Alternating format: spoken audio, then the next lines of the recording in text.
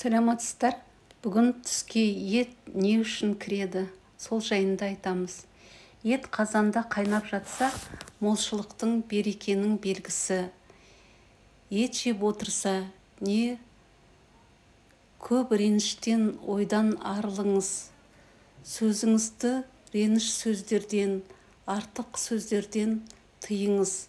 Өйткені келер ырысыңызға кедергі жасап жүрсіз. Шикі ет ауру сырқауға көрінеді.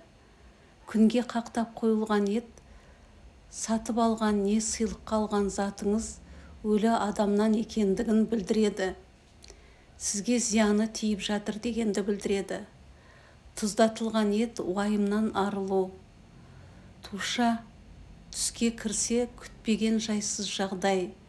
Ірі қара малды не тушаны пісіріп жатса, онда көптен бергі еңбегіңіздің жемісі. Ірі қара мал, түйе малын пісіріп кең жерде және қуырып жатсаңыз, онда балаңыз жоқ болса балалы боласыз.